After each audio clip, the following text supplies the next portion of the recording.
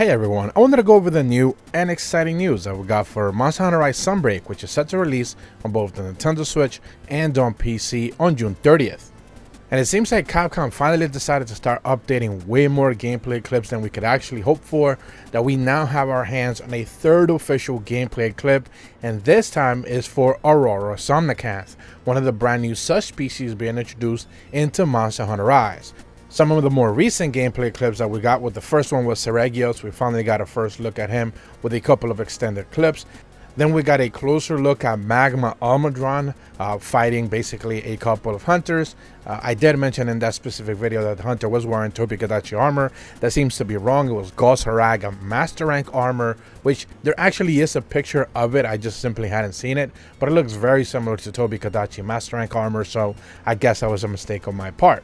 Today we're actually checking out the AURORA SOMNACANTH Master Rank hunt that Capcom decided to put up, and we actually get to see 4 specific attacks for AURORA SOMNACANTH. And you're gonna notice in the gameplay clip you should be seeing right now is that a couple of the attacks are very different from what we actually had in the basic SOMNACANTH. One of my biggest criticisms so far of SOMNACANTH, and we're just talking about the base version in Monster Hunter Rise, is the fact that it's not necessarily all that threatening, and because it doesn't have necessarily a lot of HP, it goes down rather fast.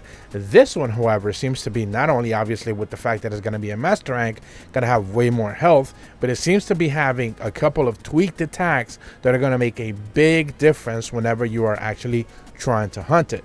So first and foremost, I think the 4 hunters that you are getting to see there is a hunter with Great Isuchi Master Rank armor. Another one is wearing Master Rank Anjanath armor. Another one is wearing Agnosam Master Rank armor. And I want to say that the 4th one is wearing Rathian Master Rank armor, but I could be wrong. So I'm not going to pin that down, so you guys in the comments could figure that out for yourselves.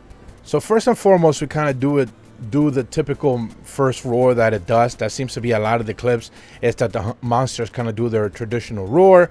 This one kind of showcases it with his big veil kind of like facing upward. Same thing as SOMNACANTH's basic SOMNACANTH. That's the same thing.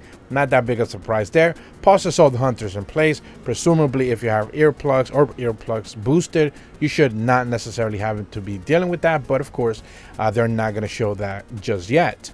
Then they transition over to SOMNACANTH, kind of stepping back a little bit, preparing a little bit of an attack, and then it just charges forward immediately. Takes about 4 to 5 steps, and then it does this freezing tackle where it just kind of leaves a cloud of icy, frost, if you will, which presumably will give you a debuff if it does. And then it kind of tackles upward, so it'll charge forward, leave the mist, and then just kind of like jump upward in the same fashion.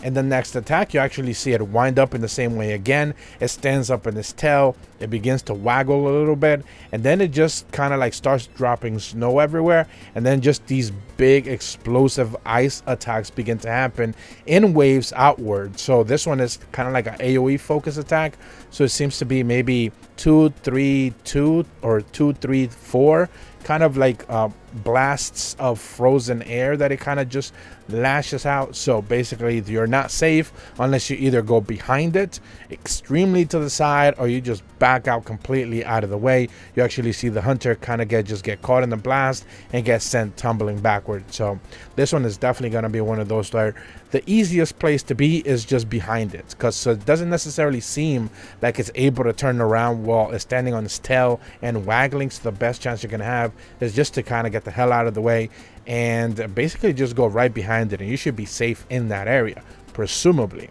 Now the third attack is interesting because it basically does 2 kind of like spin attacks, but you kind of never see any one of the hunters take damage from it or kind of get tossed back. So I'm kind of interested to see what the point of those 2 moves are.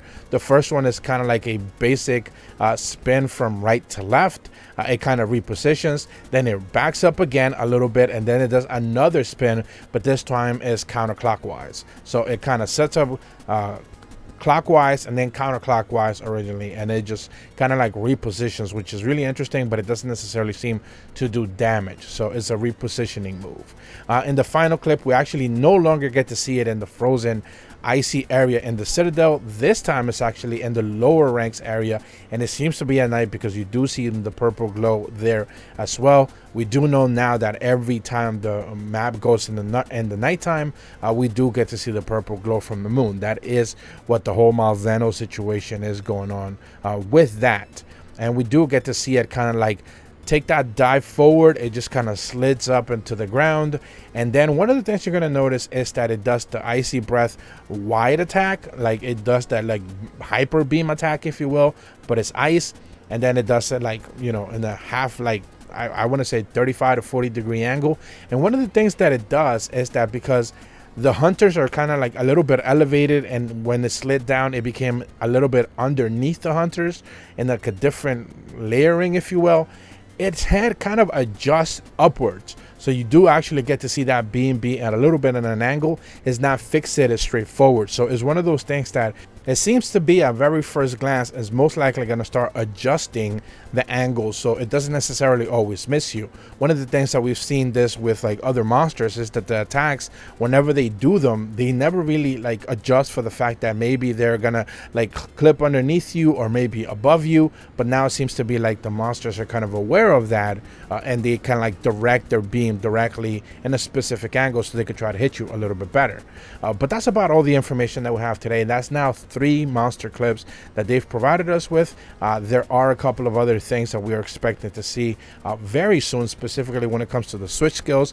I do have a couple of videos that I already put out breaking down a couple of the switch skills that we got our hands on earlier than Capcom would have perhaps expected to, but we're hoping to see more information when it comes to further clips. If you are brand new to my channel, be sure to leave a like and subscribe, hit the bell to receive notifications when the videos go up, and as always, thank you so much for watching. See ya.